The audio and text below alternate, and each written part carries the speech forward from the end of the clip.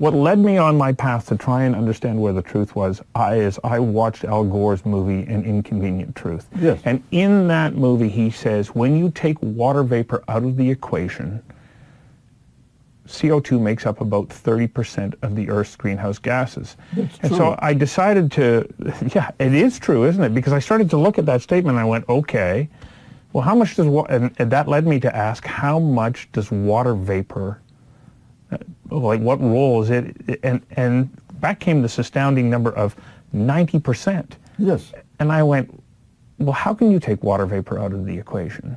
You can't. And I mean, it's all right if you want to talk about Mars. because there is no water vapor. Right. How did we get to focus on CO2 as being this tipping point, the culprit? Because it's something we do ourselves, and that's what makes it special. It is human activity. The fact is that CO2 is so beneficial in other ways. It would be crazy to try to reduce it. I have been reading recently, I have tried to read the IPCC report on, Yes. On climate change, and I can't do it. It's beyond my ability to comprehend what it's about. Yes. There are so many other things that you have to understand. But one thing that struck me is that there is recognition in the report that there are adjustments made on temperature reportings from a variety of different stations around the world. Are you aware of this? Yes. Why do they do that? Well, because the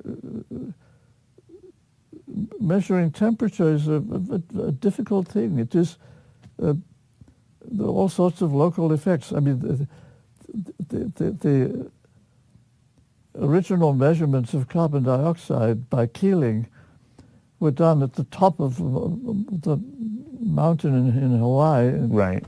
Mauna Kea, to get away from human influences. That's where he measured it, and that was a very good move. That's why the measurements are actually very reliable. Because they continue to monitor from there. Yes, and Yeah. that's the way to do it. But the trouble is, if you want to measure the average temperature of the Earth, which is a very poorly defined thing anyway, you have to have lots of measuring stations, and the local influences are very strong. So they try to correct for local influences. If somebody builds a building nearby, it changes the temperature, and all kinds of vegetation, of course, also can change. So there's every reason for not trusting those measurements.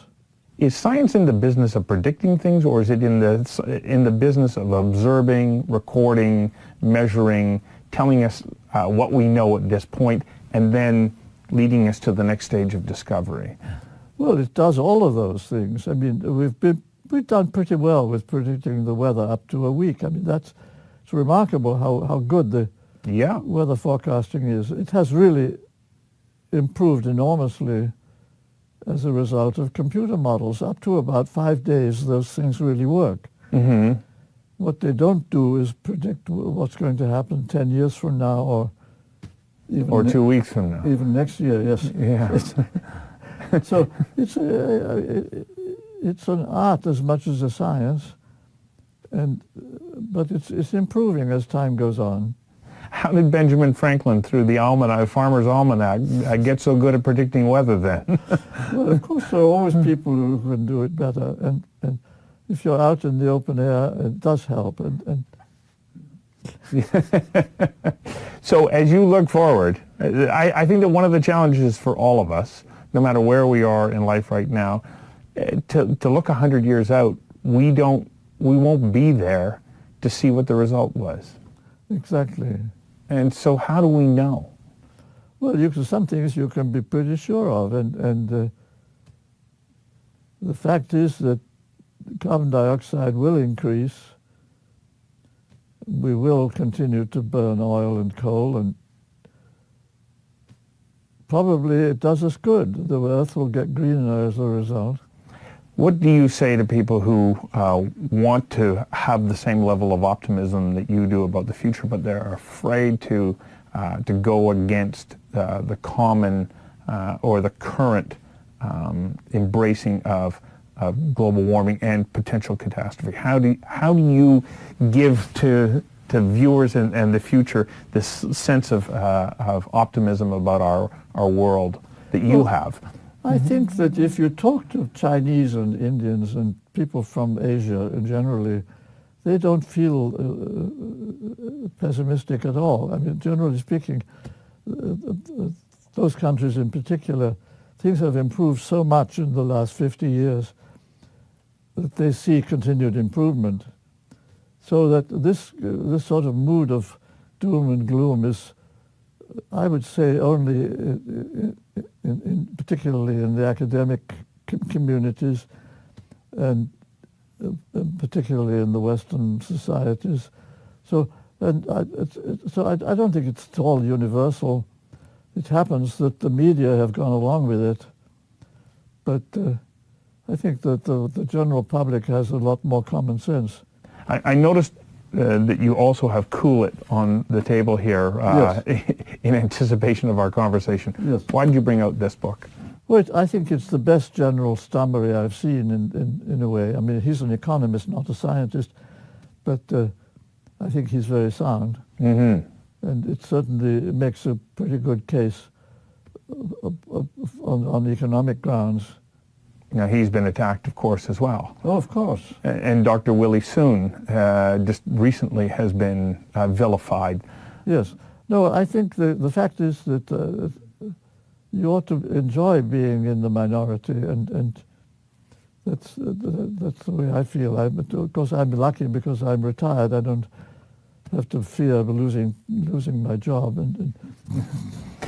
Is any science incontrovertible? Because you get people, there is a fellow in Vancouver who is a well-respected lover of nature, and he has been explaining nature to Canadians for decades now, who is at the point where he says, if you don't believe in man-made climate change, then you should go to jail. I mean, literally speaking, it's true. I mean, man-made climate change certainly is real. Mm-hmm. There's no doubt it's real, and just a question is how much and whether it's good or bad. And those are quite separate questions. And from your perspective? I would say it's on the whole good, and also it's not as large an effect as most people imagine. And all in all, you remain optimistic about our future. Absolutely. I mean, because the reason for that is I grew up in the 1930s, and everything was so much worse then. So that's, I think, the primary reason why I'm an optimist. And we never expected to survive. At all? In the 30s, yeah. I mean, we saw World War II coming and Hitler, and we knew about biological weapons. We expected to have anthrax bombs, and everything I look at as improved compared with the 1930s. So it depends from where you start. Well, thank you very much for taking the time to do this. Thank you. I appreciate it very much.